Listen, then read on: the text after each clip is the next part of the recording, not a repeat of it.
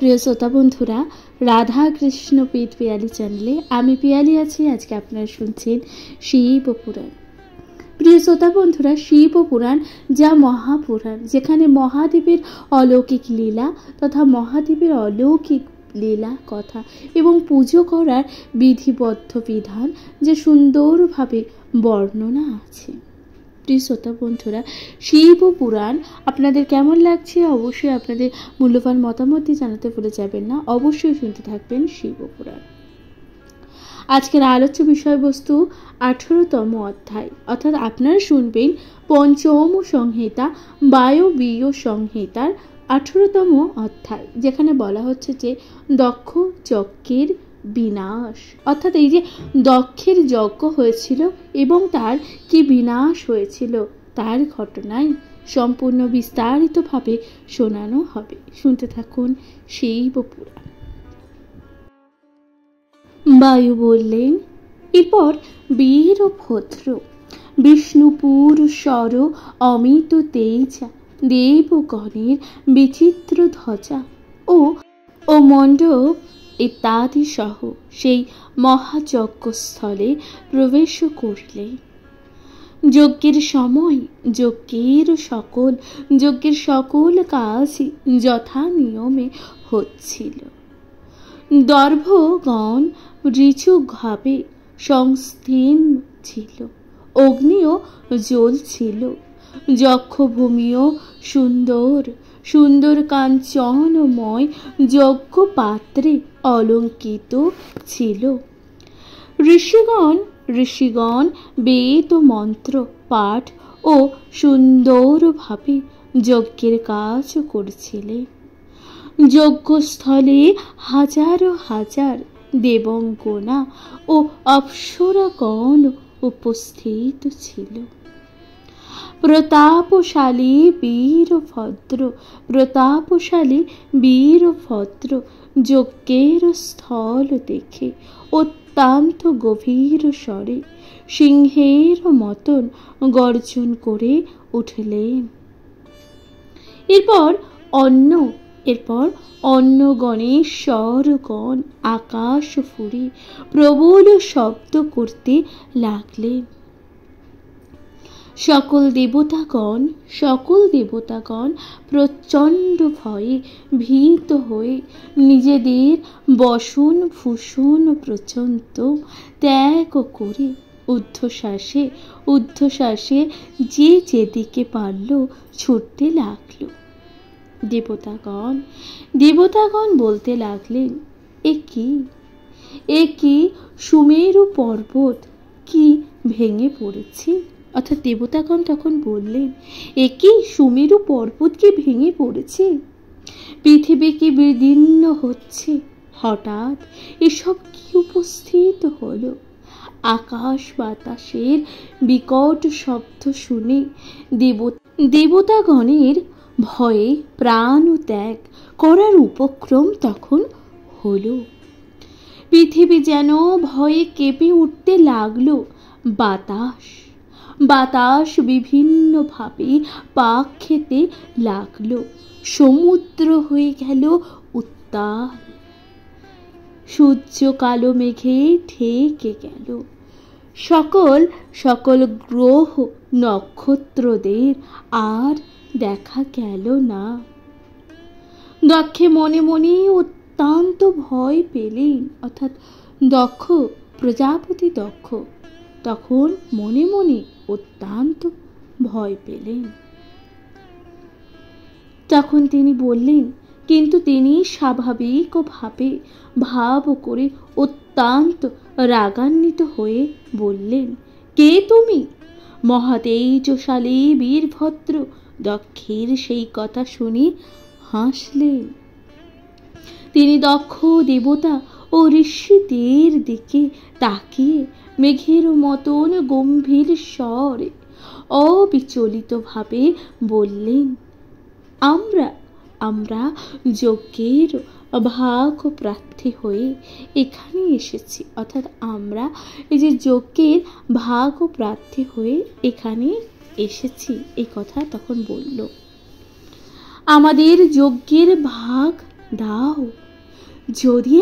যদি আমাদের যজ্ঞের ভাগ না রাখা থাকে তাহলে তার ব্যবস্থা করো, আর তা না হলে আমরা আমার সঙ্গে যুদ্ধে অবতীর্ণ হও।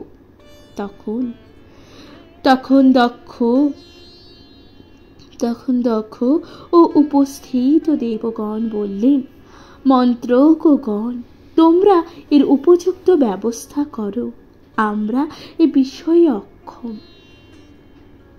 এ কথা শুনে মন্ত্রকরা বললেন, হে দেবগণ, তোমরা অজ্ঞানে আচ্ছন্ন হয়ে আছো, কারণ তোমরা যজ্ঞের প্রথম ভাগ মহেশ্বরকে দান করেননি। কিন্তু অস্থির মতে দেব সকল মন্ত্রকদের একথা শুনেও যজ্ঞদান করলেন। মন্ত্রগণ যখন দেখলেন তাদের কথা কোনো গুরুত্ব পেল না, তখন তারা সনাতন ব্রহ্মলোকে যাত্রা করলেন। এরপর বীরভদ্র দেবগণকে সম্বোধন করে বললেন,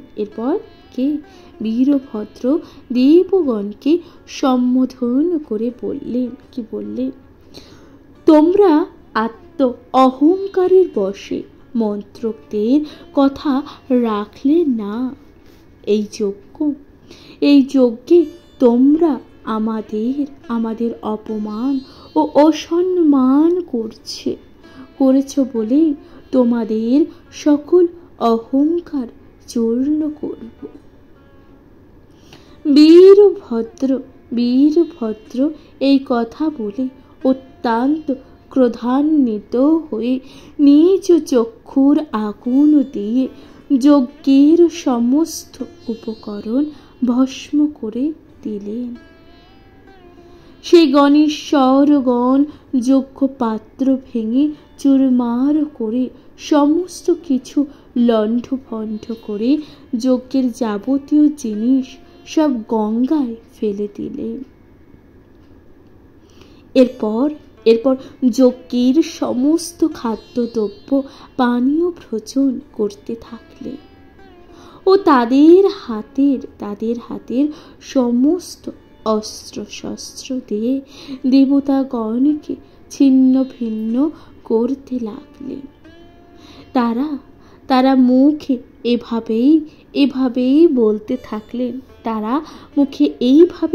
থাকলেন, ছেদ করো, ভেদ করো, দূরে নিক্ষেপ করো, মেরে ফেলো, ছিঁড়ে ফেলো, হরণ করো, প্রহার করো, উৎপাটিত করো ইত্যাদি। সেই সঙ্গে কর্ণভেদকারী প্রচণ্ড শব্দে চারিদিক চমকে উঠতে লাগল। কেউ আশ্রম থেকে তপস্যাকারীদের বের করে দিয়ে তাদের তপস্যার যাবতীয় কিছু জলে ফেলে দিতে লাগলো। সেই মহাবৃষভ, মহানাগ এবং সিংহের মতন প্রবল পরাক্রমশালী গণেশ্বরগণ ইন্দ্রের সঙ্গে দেবতাদের অস্থির করে তুললেন। প্রমথগণের মধ্যে বিভিন্ন জন বিভিন্নভাবে নাচ গান করতে এবং বিভিন্নভাবে জলধর পটল সব উৎপাটন করতে থাকলেন। কেউ বা সূর্যদেবকে ধরার জন্য আকাশের পথে গেলেন। কেউ প্রবল বেগে বয়ে চলা বাতাসকে ধরতে গেলেন। কেউ নিজের অযুধ বের করতে থাকলেন। প্রমথগণ চারিদিক থেকে দেবতাদের ব্যঙ্গ বিদ্রুপ করতে লাগলেন। অর্থাৎ প্রমথগণ, মহাদেবের যে প্রমথগণ, তারা দেবতাদের নানা দিক থেকে ব্যঙ্গ বিদ্রুপ করতে লাগলেন। প্রমথগণ এই আশ্রমের, এই যে আশ্রম নামক গৃহটির ওপরে নিজের জল ফেলে দিলেন। গৃহের দ্বার, বলভি ও গবাক্ষ সমস্ত বিধ্বস্ত হয়ে গেল। এইভাবে গৃহ সকল উপড়ে ফেলায় নারীরা হাহাকার করতে লাগলেন। তারা হা নাথ, হা পিত, হা তাত, হা ভ্রাত, হা অম্ব, হা মাতুল এইভাবে সম্বোধন করে আত্মচিৎকারে সেই স্থানকে মাতিয়ে তুললেন। তাহলে সেই যে মহাদেবের, সেই যে প্রমথরা যখন তাণ্ডব শুরু করলো, চারিদিক যখন লণ্ঠভণ্ড করতে লাগলো, তখন যে গৃহের দ্বার, বলভি এবং গবাক্ষ সমস্ত কিছুই তখন বিধ্বস্ত হতে লাগলো। এইভাবে গৃহ সকল উপড়ে ফেলায় নারীরা তখন হাহাকার করতে শুরু করলো এবং তারা তখন আর্তনাদ করে বললেন, হা নাথ, হা পিতা, হা তাত, হা ভ্রাতা, হা অম্ব, হা মাতুল এইভাবে সম্বোধন করে তারা আত্মচিৎকারে সেই স্থানকে মাতিয়ে তুললেন। প্রিয় শ্রোতা বন্ধুরা, তাহলে এখানেই সমাপ্ত হলো 18তম অধ্যায়। আপনারা শুনলেন দক্ষ যজ্ঞের বিনাশ। প্রিয় শ্রোতা বন্ধুরা, এই যে দক্ষের যজ্ঞের যে বিনাশ ঘটেছিল এবং বীরভদ্র সেখানে এসে সেই দক্ষের যজ্ঞকে সম্পূর্ণরূপে বিনাশ করেছেন, এই ঘটনা আপনারা শুনলেন। শিব পুরাণ আপনাদের কেমন লাগছে অবশ্যই আপনাদের গুরুত্বপূর্ণ মতামত দিয়ে জানাতে ভুলে যাবেন না। চ্যানেলে প্রথমবার শুনে থাকলে অবশ্যই পাশে থাকবেন। এর পরবর্তী অধ্যায় আপনারা শুনবেন 19তম অধ্যায়, যেখানে বলা হচ্ছে যে দক্ষ বীরভদ্রের যুদ্ধ বর্ণনা। শুনতে থাকুন শিব পুরাণ।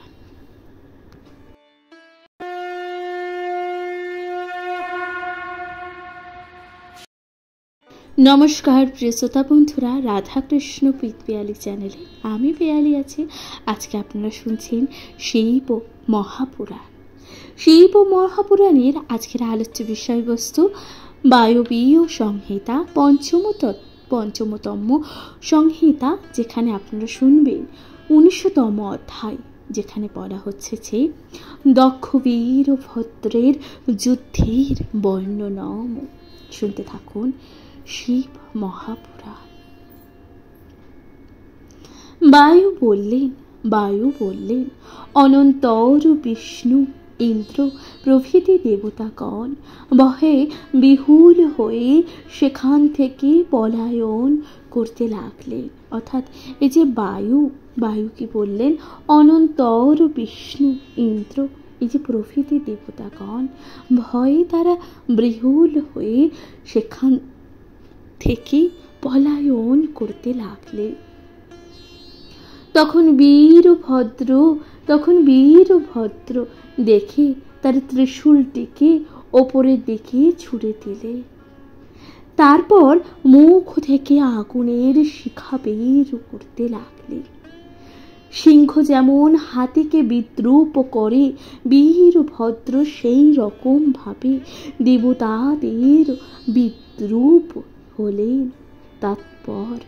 তৎপর বাঘের চামড়া পরিধানকারী বীরভদ্র নানাভাবে দেবতাদের ছিন্ন ভিন্ন করে আগুনের মধ্যে জ্বলতে সক্রোধে চারিদিক ঘুরতে লাগলেন।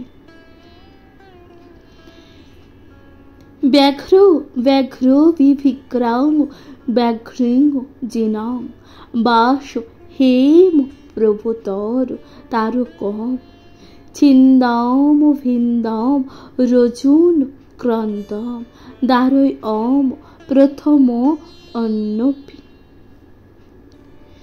দেবগণ একমাত্র বীরভদ্রকেই, দেবগণ একমাত্র বীরভদ্রকেই সহস্র বলে মনে করেছিলেন। কিন্তু যুদ্ধের এই যে উন্মাদনা বাড়ানোর জন্য ভদ্রকালীও এই একইভাবে ক্রুদ্ধ হয়ে এই যে যজ্ঞস্থলে উপস্থিত হলে হঠাৎ বীরভদ্র অবজ্ঞা ভরে সূর্য ও রুদ্রগণের দেহে আঘাতপূর্বক সেখানে এসে ওষ দিয়ে, অগ্নিকে প্রত্যেশ দিয়ে, যমকে শূল দিয়ে, রুদ্রদের মোদগর দিয়ে, বরুণকে পরীক্ষ দিয়ে, নির্মিতাকে এবং টঙ্ক দ্বারা বায়ুকে ভাগ করলেন। এরপর তিনি নখ দ্বারা বেদ মাতা ও সরস্বতীর নাসিকাগ্র ছিন্ন করলেন। সেই বীর কুঠারের দ্বারা অগ্নি তারপর ধনুকের সামনে দিকে দিয়ে পুষা দেবে মুক্তার মতন সুন্দর দাঁতের পংক্তিতে দিলেন নষ্ট করে। এরপর চন্দ্রদেবকে পায়ের আঙ্গুল দিয়ে দলিত পূর্বক পুরোহিতদের মাথাগুলি ছিন্ন করে দক্ষের সুন্দর মাথাটিকে করলেন ছেদন। অনন্তর সেটি ভদ্রকালীকে দিলেন উপহার। ভদ্রকালী তখন সেই দক্ষের ছিন্ন মাথাটিকে তাল ফলের মতন করে খেলা করতে লাগলেন। তাহলে এই যে দক্ষের সেই ছিন্ন মাথাটি দেবী ভদ্রকালী তখন খেলতে লাগলেন তালের ন্যায়। ক্রোশন্তাপ বৈরান্য ভদ্রকাল দদৈচ তং প্রহুষ্ঠ সমাতার শিলস্থল ফলোপমম, সা দেবী কন্দুক ক্রিয়া চকার সমরাঙ্গন, তত দক্ষশ্চুয়া পত্নী কুশীলা ভত্ত ভিজর্ধা। দক্ষপত্নীর কাতর কন্দনে কেউ কর্ণপাত না করে গণেশ্বরগণ তাকে হস্ত ও পদ দ্বারা আঘাত করতে লাগলেন। তারা সোম, ধর্ম, প্রজাপতি, অঙ্গিরা, ভূশাস্থ ও কাশ্যপদের গলা ধরে গলাজপূর্বক মাথায় মুষ্ঠাঘাত হলেন তৎপর। সেই সময়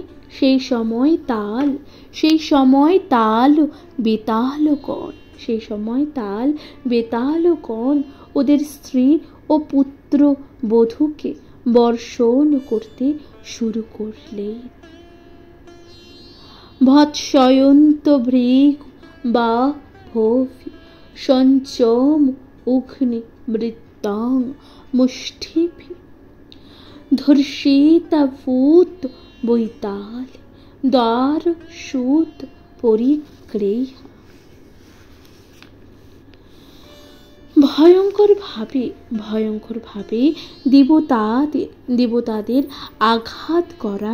আঘাত করায় তাদের প্রাণহীন দেহগুলি মাটিতে রইল পড়ে।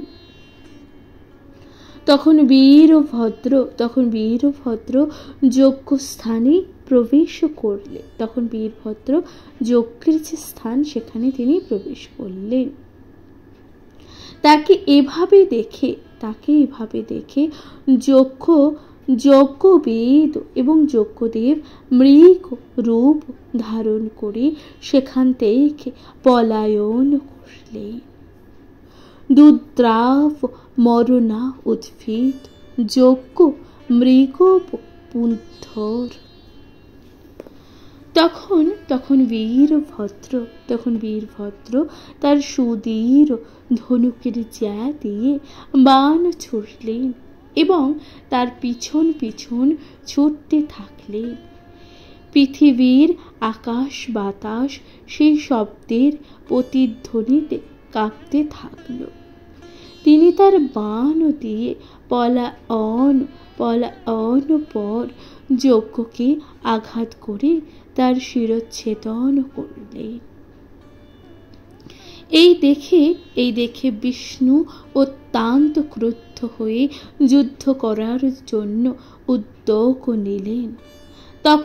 তখন অন্যান্য দেবগণ বিষ্ণুকে সহযোগিতা করার ইচ্ছা প্রকাশ করলে বীরভদ্র ও দেবতাগণ দেখে অট্টহাসিতে উঠলেন মেতে। সেই সময় সুন্দর প্রভাযুক্ত মনোরম এক রথ আকাশে দেখা গেল। সেই রথে 2 অশ্ব যোজনা করা ছিল। তার 4টি চাকার সামনের দিক অতি তীক্ষ্ণ। তার যে 4টি চাকার যে সামনের দিক, কি বলছেন ভগবান, অতি তীক্ষ্ণ। সেখানে অতি সুন্দর সুন্দর সব দিব্যাস্ত্র সজ্জিত। এই রথের সারথি স্বয়ং ব্রহ্মা, যিনি ত্রিপুর হত্যাকালে মহাদেবের রথের সারথি হয়েছিলেন। সেই সারথি ব্রহ্মা মহাদেবের আদেশে বীরভদ্রের সামনে কৃতাঞ্জলি পুঁতে বললেন, হে ভগবান, অতি সুন্দর অঙ্কের অধিকারী বীরভদ্র, ভগবান অব্যয় ইন্দুভূষণ আপনাকে এই রথে আরোহণ করার জন্য আদেশ করেছেন। হে মহাবায়ু, সেই ভগবান ত্রম্বক অম্বিকার সঙ্গে সেই আশ্রমের সামনে থেকে আপনার এই দুঃসহ পরাক্রান্ত কাজ সকল দর্শন করেছেন। বীরভদ্র ব্রহ্মার কথা শুনে ব্রহ্মার প্রতি অনুগ্রহ করে সেই দিব্য রথে চেপে বসলেন। এরপর মহাবল ভানুকম্প যন্ত্র ও কুন্দের মতন উজ্জ্বল সুন্দর শঙ্খ বাজাতে লাগলেন। সেই সুন্দর শঙ্খের শব্দ শুনে দেবতাদের জঠরা নল জ্বলে উঠল।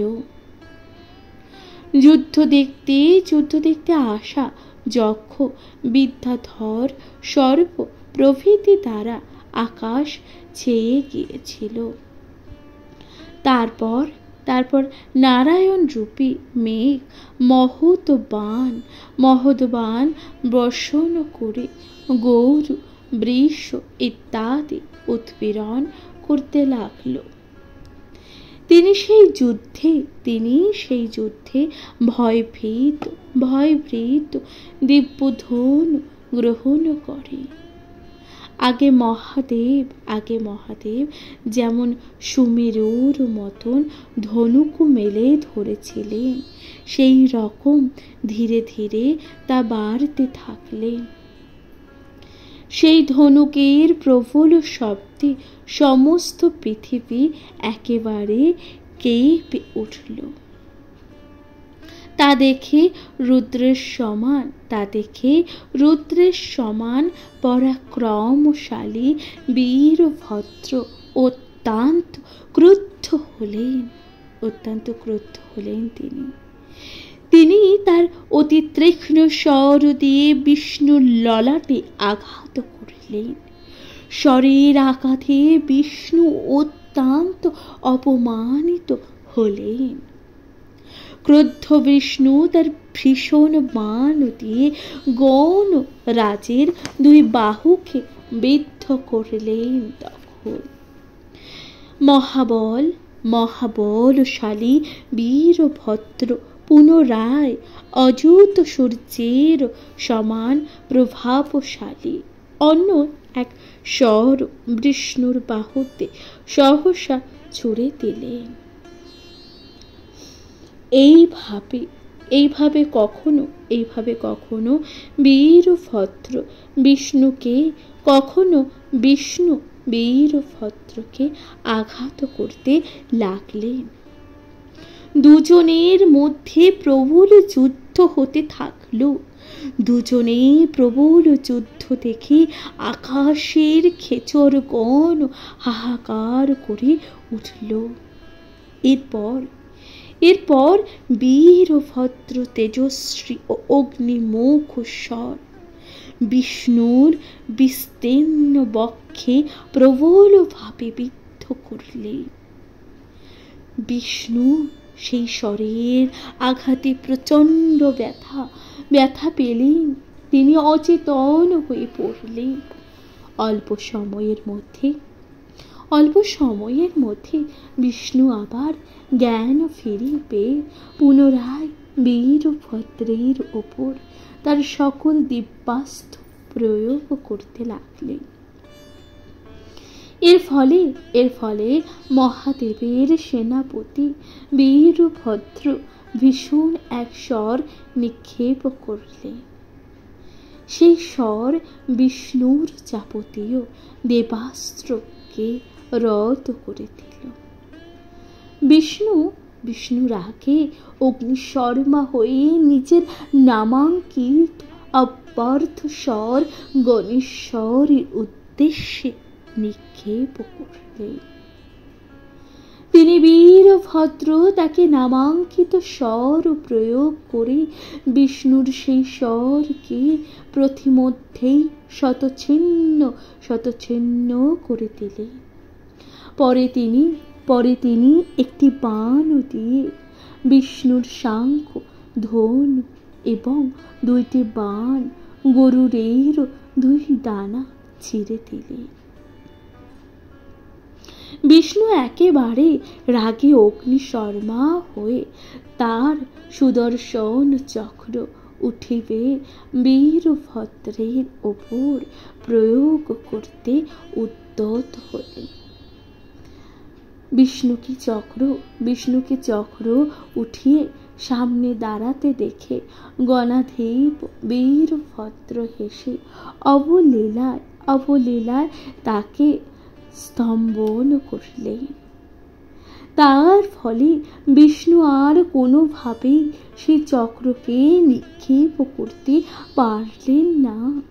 তিনি অনেক চেষ্টা করে যখন চক্র নিক্ষেপ করতে পারলেন না, তখন নিশ্চল হয়ে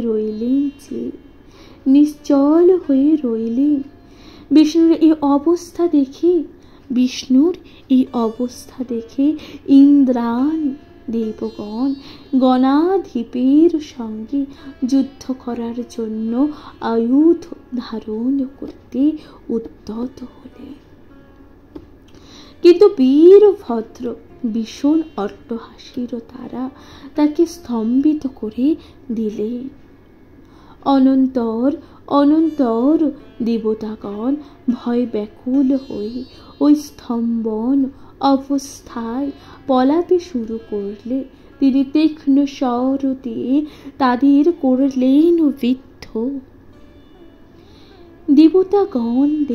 দেবতাদের মধ্যে কারোর হাত, কারোর পা, কারোর বা ছিন্ন হয়েছে। তারা সব মাটিতে লুটিয়ে পড়ে। তারা না পারছিলেন স্বর্গে যেতে, আর না পারছিলেন যুদ্ধক্ষেত্র থেকে বেরিয়ে আসতে।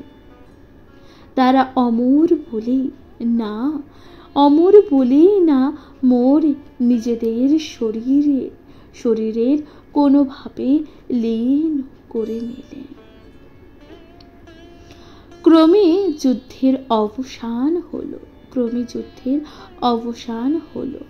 ভয়ঙ্কর যুদ্ধের প্রভাবে পৃথিবী ভয়ে বিহ্বল হয়ে উঠল।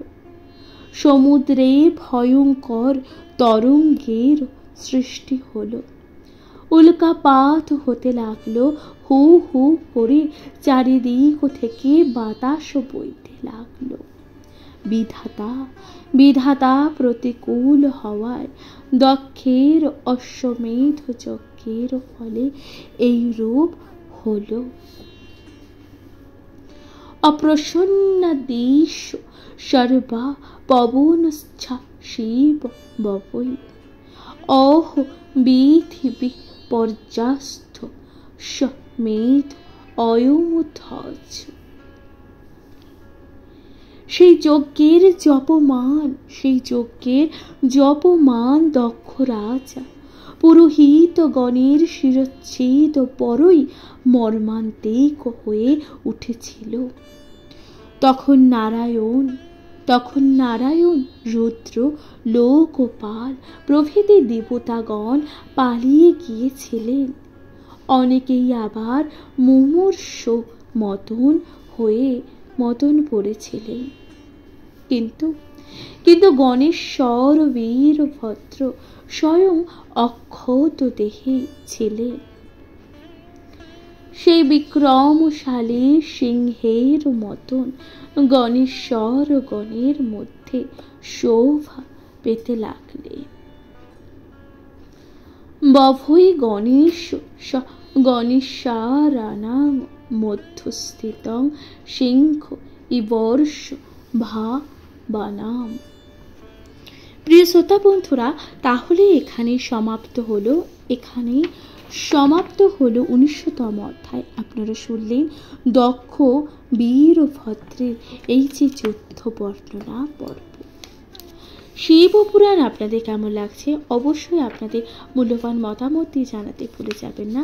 শুনতে থাকবেন শিব পুরাণ, কমেন্টে লিখতে ভুলে যাবেন না হর হর মহাদেব। এর পরবর্তী অধ্যায় আপনারা শুনবেন 20তম অধ্যায়, যেখানে বলা হচ্ছে শিব ও বীরভদ্রের প্রসন্নতা লাভ।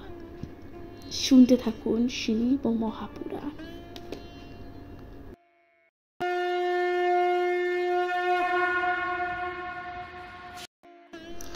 নমস্কার প্রিয় শ্রোতা বন্ধুরা, রাধাকৃষ্ণ পিয়ালি চ্যানেলে আমি পিয়ালি আছি। আজকে আপনারা শুনছেন শিব ও মহাপুরাণ। শিব ও মহাপুরাণে 20তম অধ্যায় আপনারা শুনবেন শিব ও বীরভদ্রের প্রসন্নতা লাভ।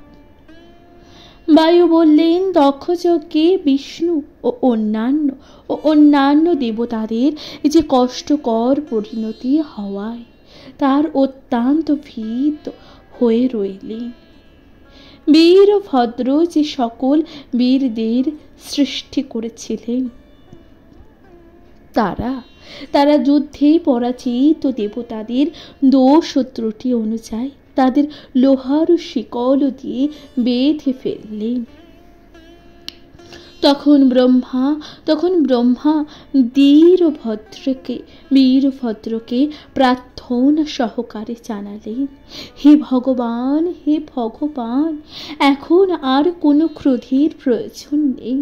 দেবতাদের ক্ষমতা যে নষ্ট হয়েছে, এবার আপনি প্রসন্ন হন ও ক্ষমা করুন।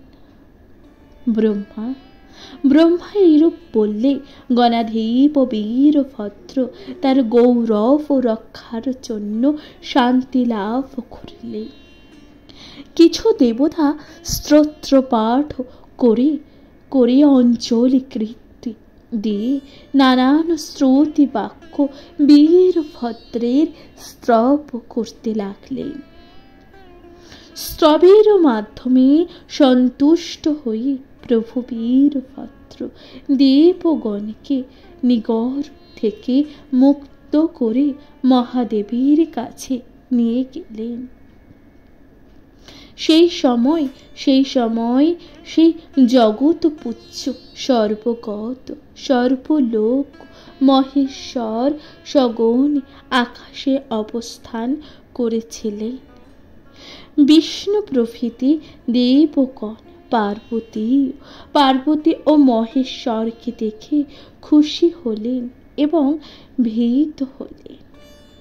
তারা তাকে নমস্কার জানালেন।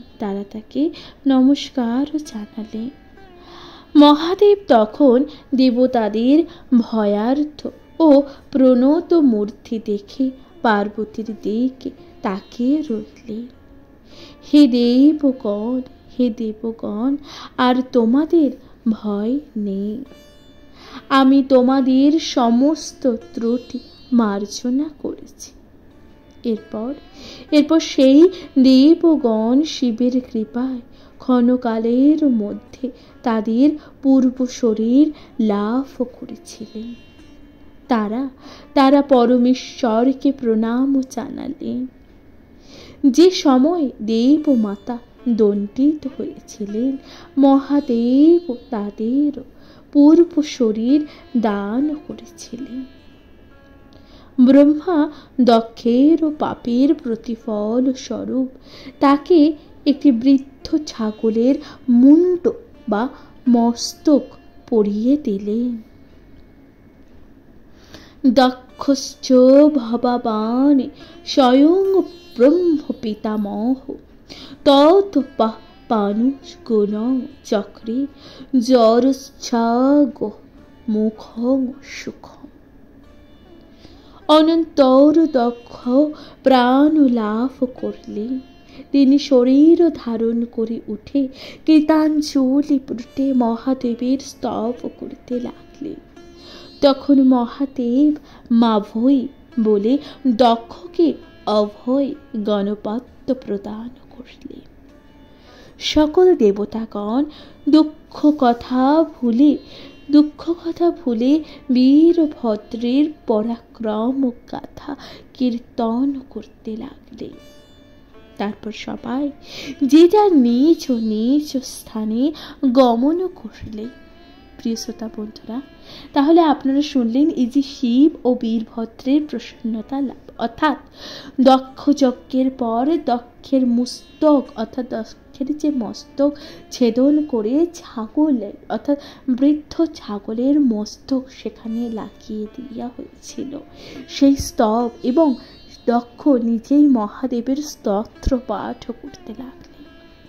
এই পুরো ঘটনাটাই আপনারা শুনলেন। শিব মহাপুরাণ আপনাদের কেমন লাগলো অবশ্যই আপনাদের গুরুত্বপূর্ণ মতামত দিয়ে জানাতে ভুলে যাবেন না। শিব ও মহাপুরাণ শুনতে থাকবে, নিজের মূল্যবান মতামত দিয়ে জানাতে ভুলে যাবেন না। চ্যানেলে প্রথমবার শুনে থাকলে অবশ্যই পাশে থাকবে, নিজের কাছের মানুষ প্রিয়জন সকলের সাথে ভাগ করে নিতে ভুলে যাবেন না শিব ও মহাপুরাণ। আজকের মতো জানাচ্ছি এখানে বিদায়।